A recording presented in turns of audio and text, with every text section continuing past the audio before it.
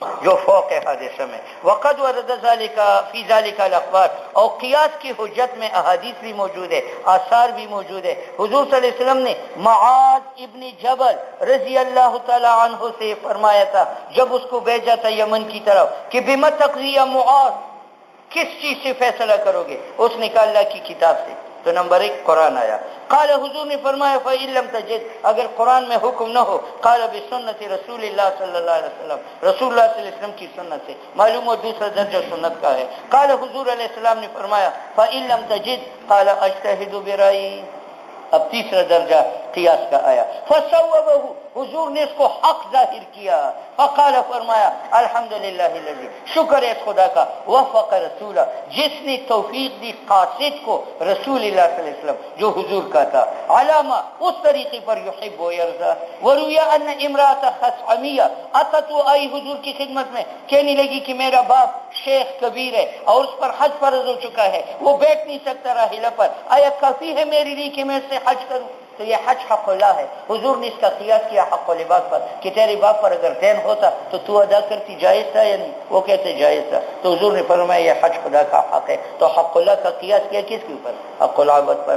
قال علیہ السلام ارأیتی، تو مجھے خبر دے، لو کان علی ابی کے دینون، اگر تیرے باپ پر قرض ہوتا فقضیتی، یہ تو ادا کرتی، اما کان یجزئ کی، وہ تم سے کافی ہوتا؟ فقالت بلا. وقال علیہ السلام فدین اللہ احق و اولا. تو حضور نے ملحق کیا حج فی حق شیخ الفانی فی بالحقوق المالیت، اور اشارہ کیا علت مؤثرہ فی الجواز کو، وهو القضاء وهذا هو القياس.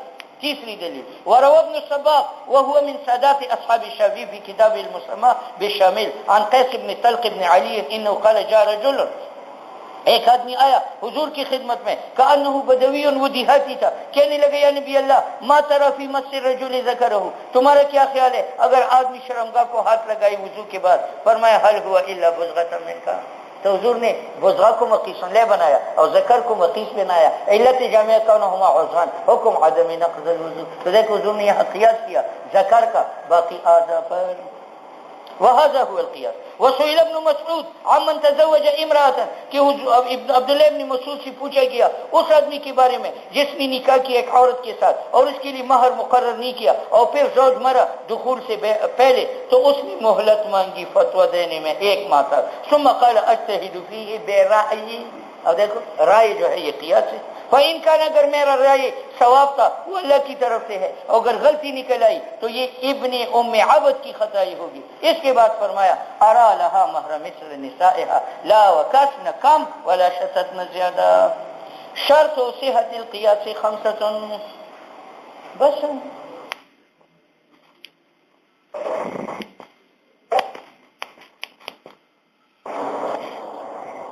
صحت قیاس کی جو شرائط ہے وہ 5 ہیں. پہلی شرط یہ ہے اللہ یکون فی مقابلۃ النص، کہ قیاس نص کے مقابل میں نہ ہو. اگر ایک قیاس ایسا ہو جو نص کے خلاف ہو وہ مردود ہے.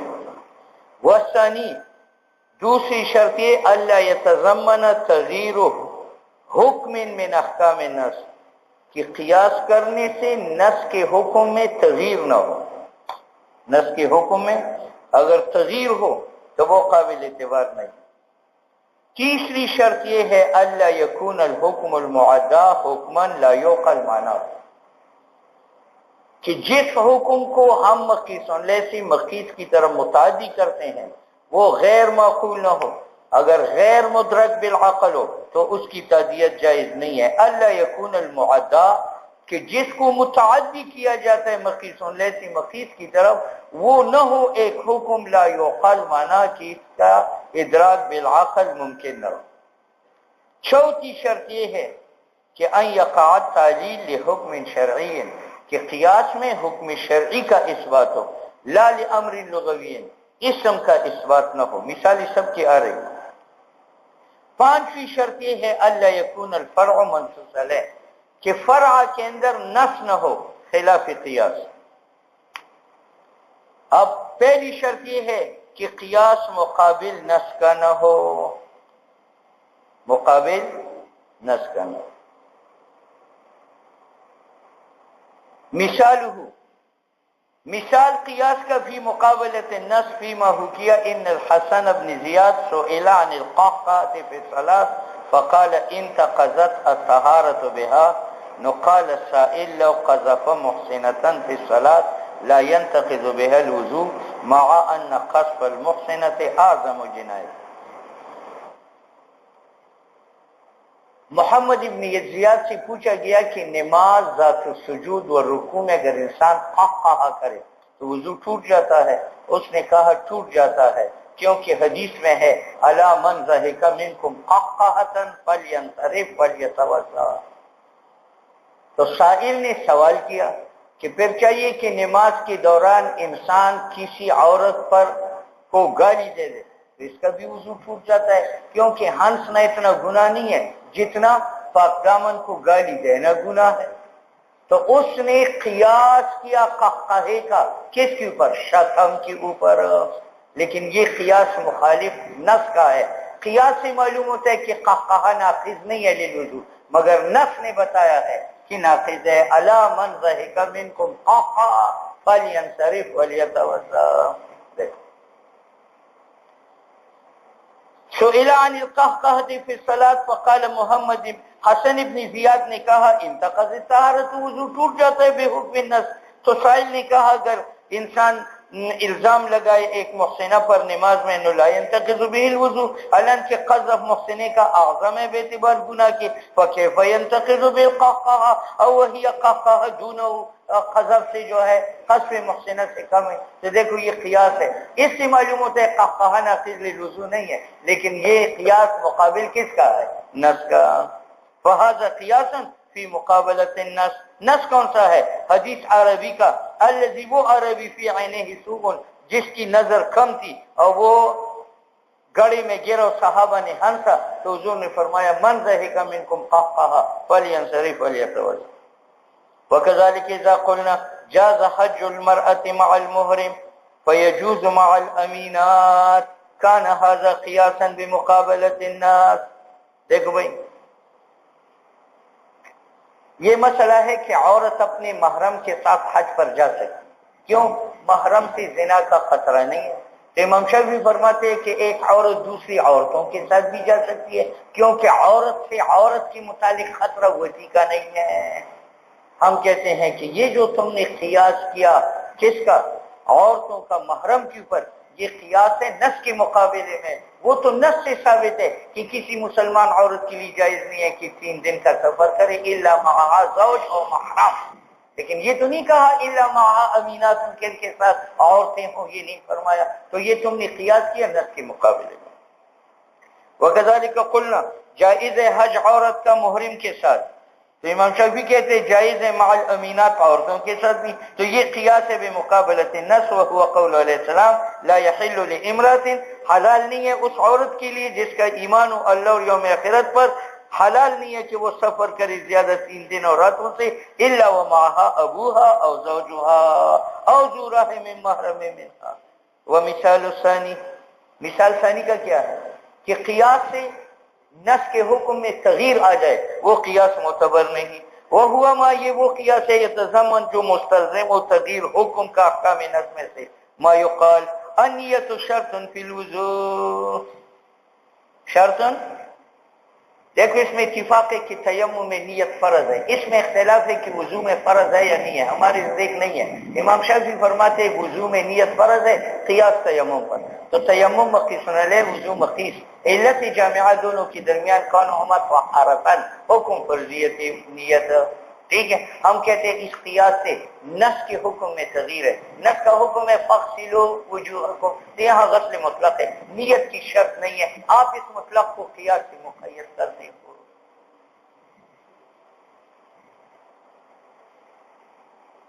ما یقال نیت شرط ہے وضو میں، قیاس علی التیمم، فإن هذا یہ قیاس موجب ہے تغییر آیت وضو کا، اور کیسی تغییر پیدا کرتا ہے؟ من الاطلاق الی التقیید، وہ مطلق ہے نیت سے تم نے مقید کیا۔ وکذالک قلنا، اس میں اختلاف ہے کہ طواف کے لیے وضو فرض ہے یا نہیں ہے، تو امام شافعی کہتے ہیں فرض ہے، قیاس صلاۃ پر، صلاۃ مقی سن لے، طواف زیارت مقیس علت جامعہ دونوں کے درمیان کون ہما فرضاً، حکم اشتراط وضو کا۔ ہم کہتے ہیں اشتراطی وضو سے نس میں تغیر آتی ہے، نس ہے ولیطوف بالبیت العتیق، تو طواف مطلق ہے، وہاں وضو کی فرضیت کی قید نہیں ہے، تم نے مقید کی۔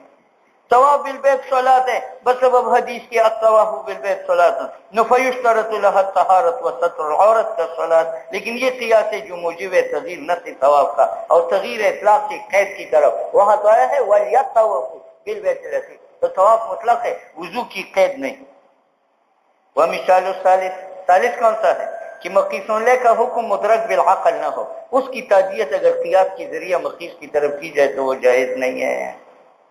وهو ما لا يقل معناه في حق جواز التوجي نبيذ التمار، نبيذ اچھا فإنه لو قال جاز بغيره من الأنبذة بالقياس على نبيذ التمر، اب نبیذ التمر سے تو حضور نے لیلۃ الجن میں وضو فرمایا تھا، تو اب اگر ایک آدمی کہے کہ نبیذ الانار کے ساتھ بھی تیمم جائز ہے، قیاس نبیذ التمر پر، تو نبیذ التمر مقیس علیہ اور نبیذ انار جو ہے وہ مقیس اور نبیذ السیب مقیس علت جامعہ دونوں کے درمیان کون ہما مائعان، حکم جواز توضی کا۔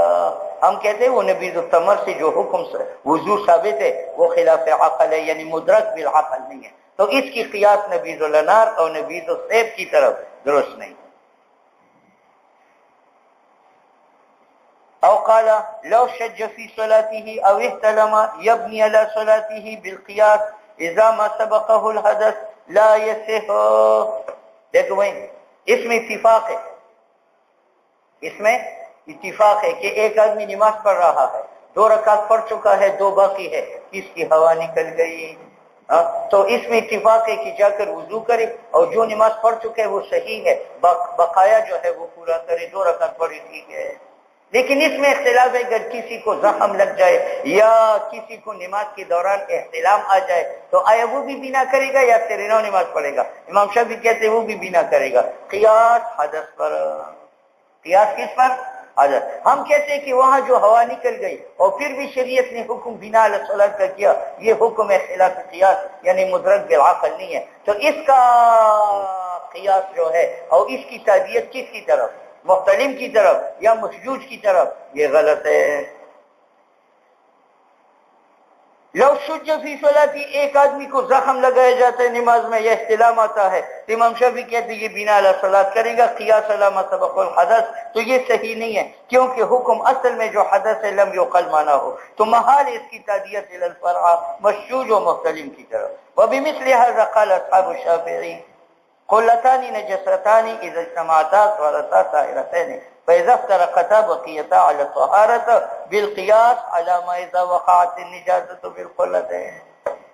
2 مٹکے پانی کا ہو، امام شافعی کہتے ہیں یہ کثیر ہے، اس میں نجاست پڑ جائے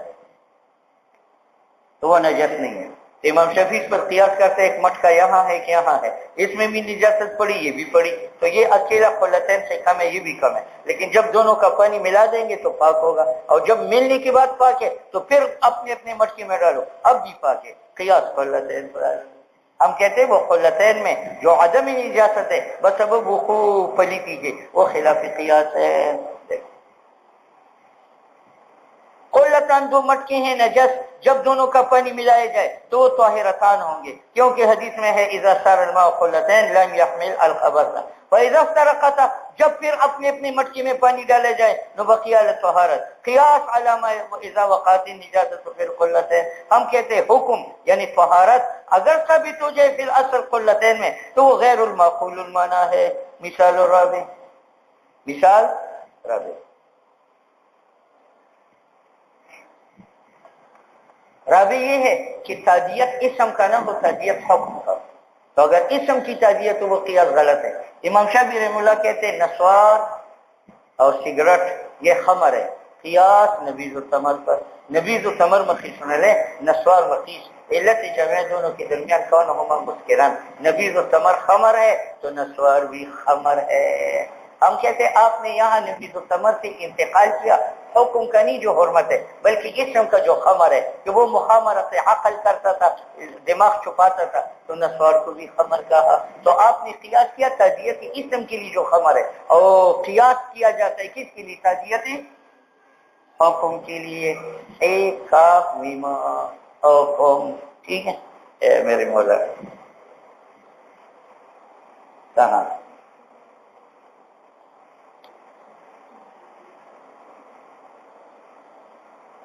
اور مثال دیکھا کہ قیاس لامر شرعی ہونا چاہیے نہ لامر لغوی، جیسے مطبوخ منصف، یعنی انگور کا وہ پانی جو آدھا خشک کیا گیا ہو آگ سے، وہ خمر ہے، کیونکہ خمر انما کان خمرا لانه يخامر العقل او وغيره، اور اس کے علاوہ جو نشوار سگریٹ ہے اور منصب ہے يخامر العقل ويكون خمرا بالقياس۔ ہم کہتے ہیں تم نے انتقال اسم کا کیا جو خمر ہے۔ اچھا، اب امام شافعی کہتے ہیں نباش کا فنکش، اس کا ہاتھ کاٹو، قیاس سارق پر، سارق مقیس علیہ، نباش مقیس، علت جامعہ اخذ مال غیر، حکم قطع الید۔ بات سمجھ میں آ گئی؟ امام شافعی فرماتے ہیں سارق سارق ہے کیونکہ یہ اخذ کرتے ہیں مال غیر کا بطریق الخفیہ، اور شریک ہے سارق کے ساتھ النباش کا فنکش فی حد المعنی ویکون سارقا بالقیاس، لیکن یہ قیاس ہے امر لغوی اسم ہے، مع اعتراضی ان الاسم لم یضاف مع اعتراضی، امام شافعی اعتراف کرتا ہے کہ اسم سارق کا لم یوزا لہو، نباش کے لیے وضع نہیں ہے لغت میں۔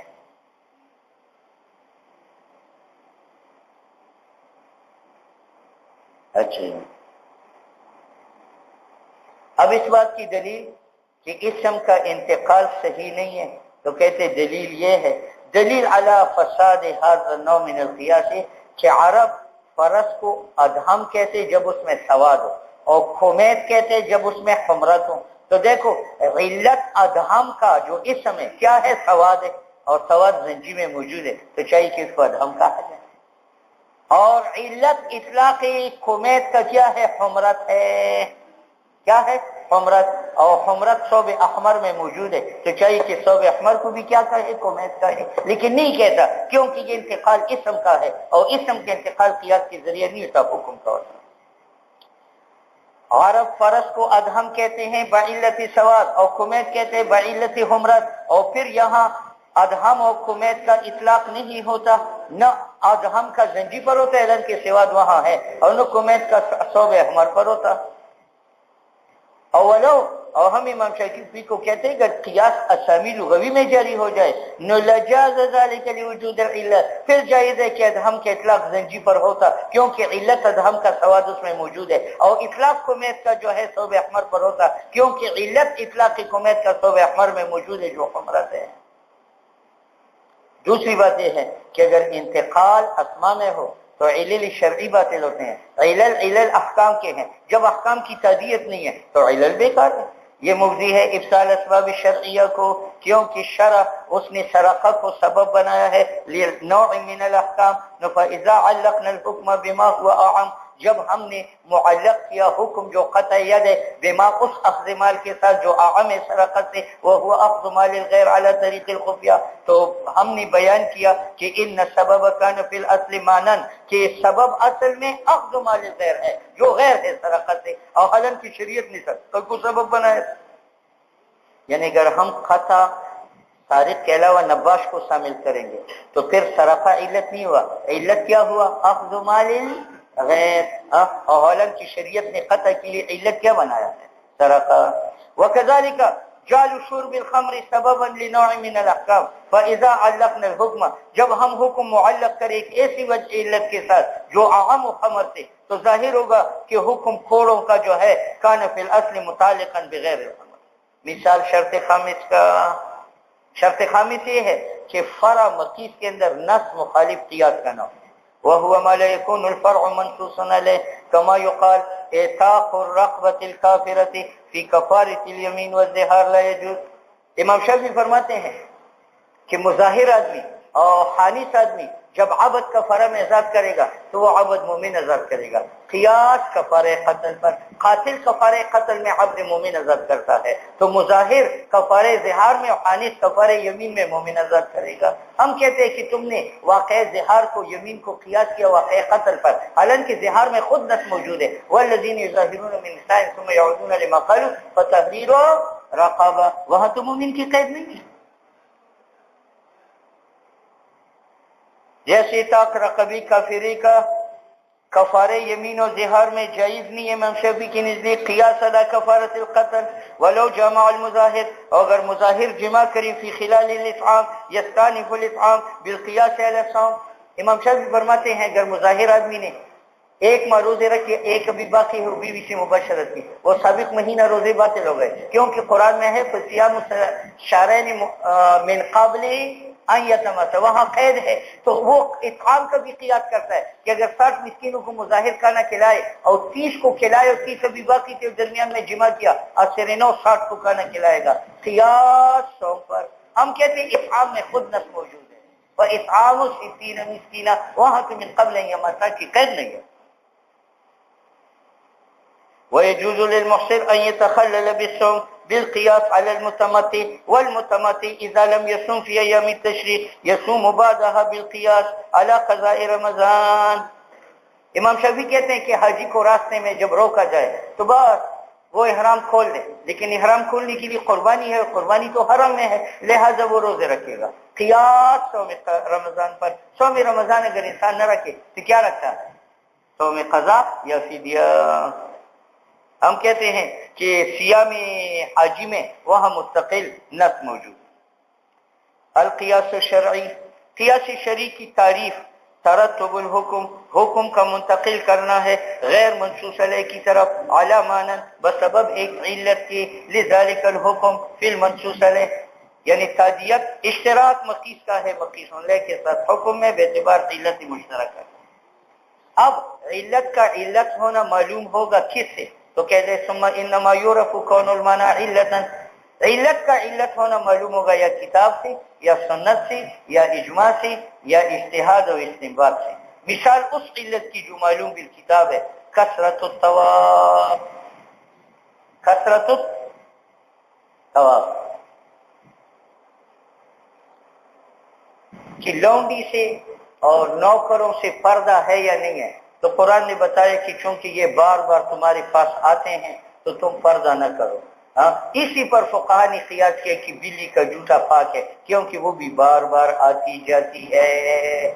بات سمجھ میں؟ تو محارم مقیس علیہ اور بلی مقیس. علت جامعہ کثرت طواف، اور محارم سے تو پردہ نہیں تھا کثرت طواف کی وجہ سے، تو بلی کا جوتا ناپاک نہیں ہے، کثرت طواف. اور یہ کثرت طواف کہاں سے ثابت ہے؟ قرآن سے. طواف سے معنی یہ نہیں کہ وہ تمہارے ارد گھومتا ہے، یعنی آتے جاتے ہیں، آتے قنداریوں کا طواف.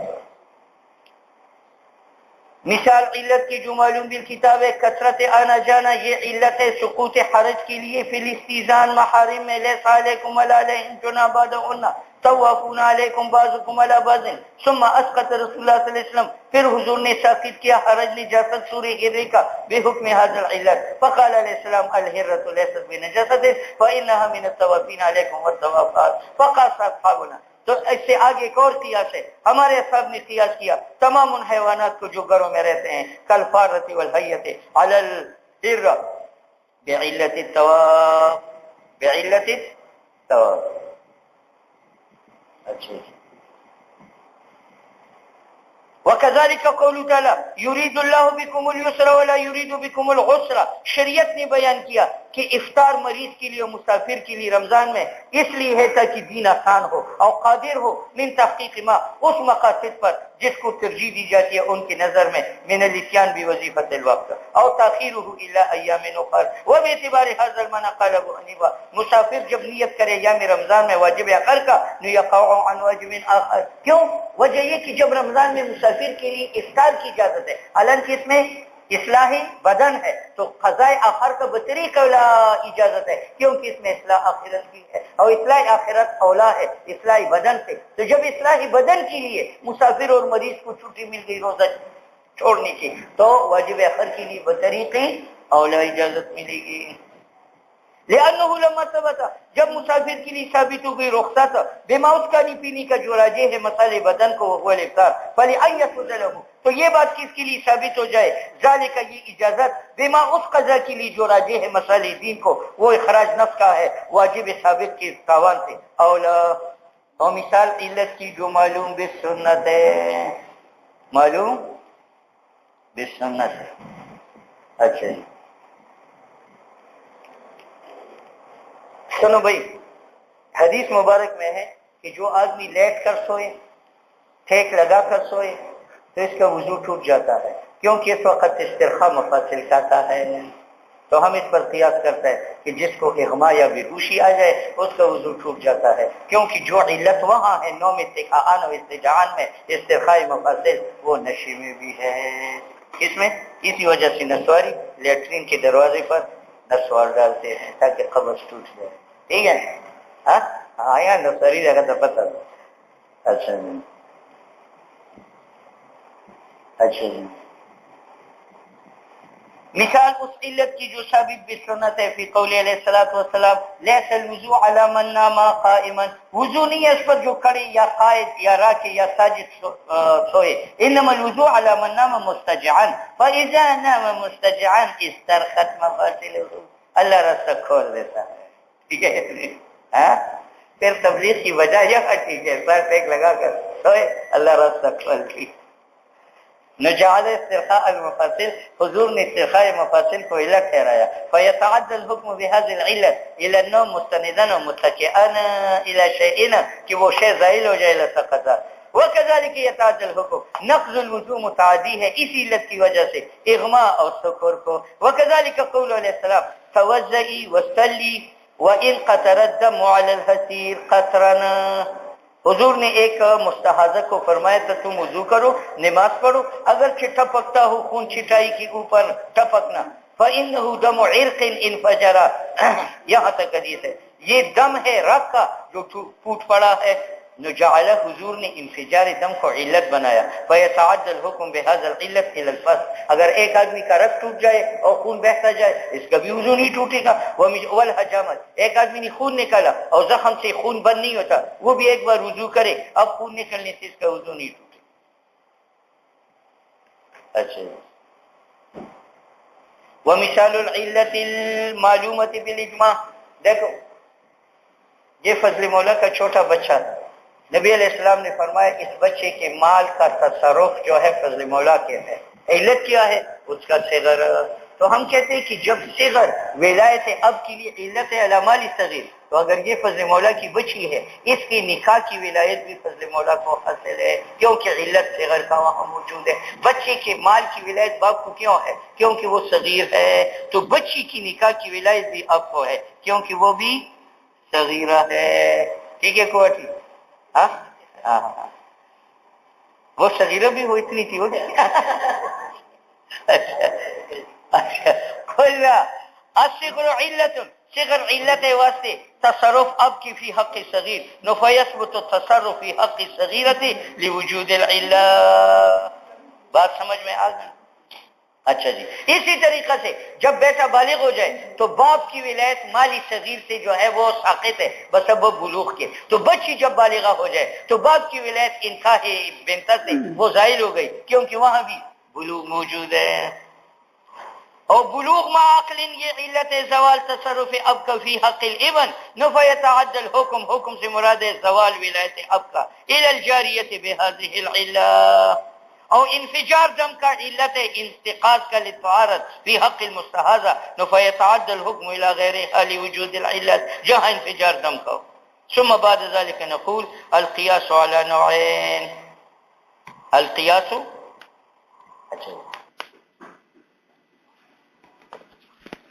سبحان ربك رب العزة عما يصفون وسلام على المرسلين والحمد لله رب العالمين.